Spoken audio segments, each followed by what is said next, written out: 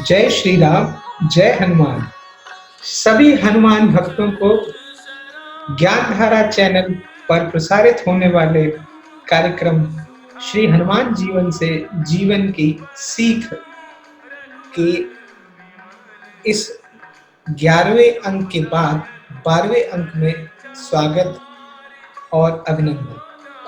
मित्रों, श्री हनुमान जी के जीवन के बारे में हम उनके गुणों का बखान या चर्चा अभी तक करते आए हैं। आज के अंक में हम एक विशेष चर्चा कर रहे हैं। इस चर्चा का मूल उद्देश्य या इस चर्चा की मूल में हम उन शक्तियों के बारे में विश्लेषण करेंगे जो श्री हनुमान जी को प्राप्त हैं।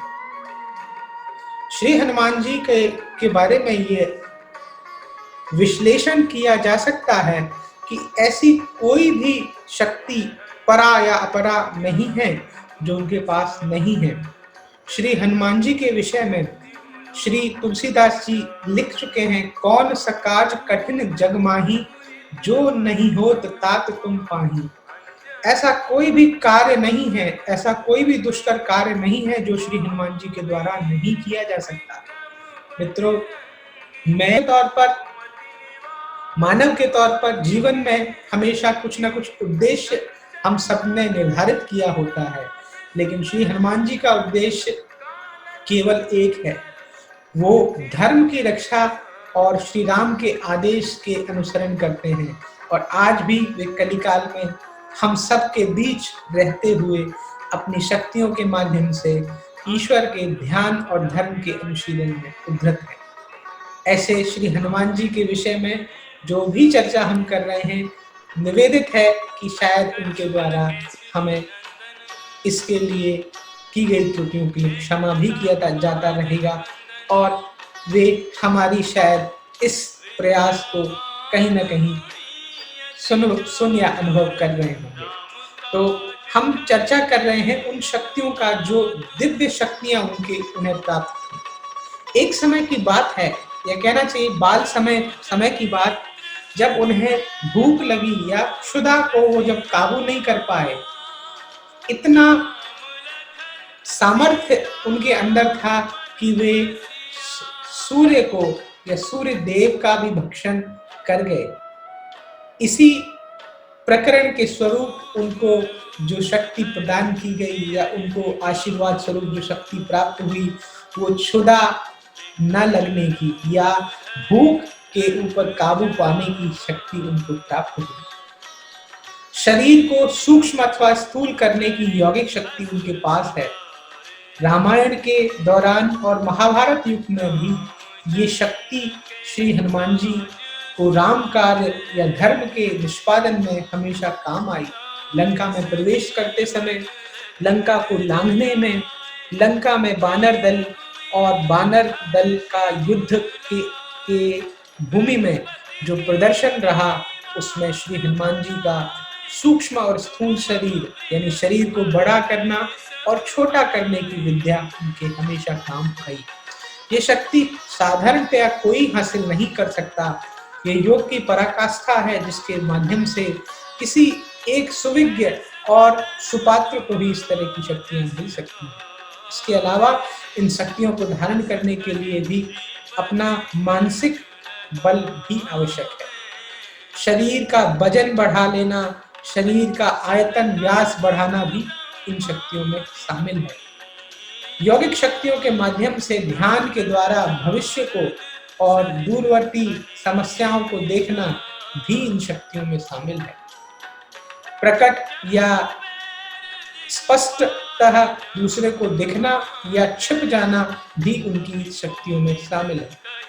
ऐसा रामायण में या राम रावण युद्ध के दौरान कई बार युद्ध के क्षेत्र में उन्होंने स्थित इन शक्तियों का इस्तेमाल धर्म के रास्ते, धर्म की विजय के लिए किया है, लेकिन आवश्यकता पड़ने पर। शरीर की को मन की गति से चला पाने की शक्ति एक विशिष्ट शक्ति उनके पास है, जिसके द्वारा वे मन की गति से कहीं भी आ जा सकते हैं। श्री हनुमान जी जैसा ही कोई विरला जो स्वयं शिव का स्वरूप हो, जो धर्म की पराकाष्ठा हो, जिसके पास अनुशीलन के लिए ब्रह्मचर्य जो धारण कर सकता है, जो अपनी कुंडलिनी जागृत कर, जिसे कहना चाहिए कर्मयोग की पराकाष्ठा को भी प्राप्त कर चुका हो।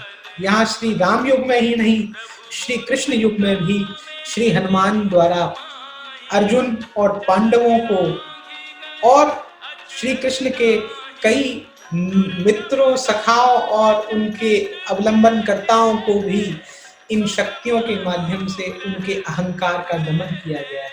आज भी कलिकाल में बहुत से ऐसे उदाहरण हैं मुनियों और ऋषियों के द्वारा, जहाँ श्री हनुमान जी के चमत्कारों, उनकी शक्तियों के माध्यम से धर्म की स्थापना की गई है।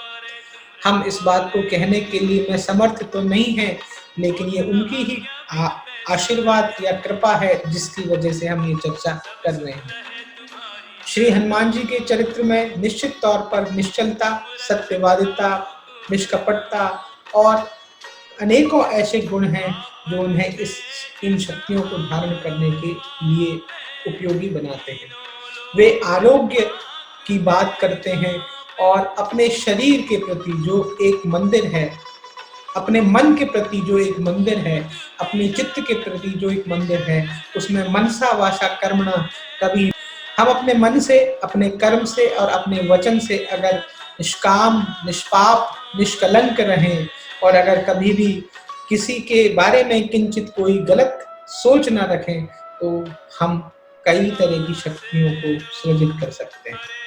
अध्यात्म और भगवत भक्ति सबसे बड़ी शक्ति का स्रोत है।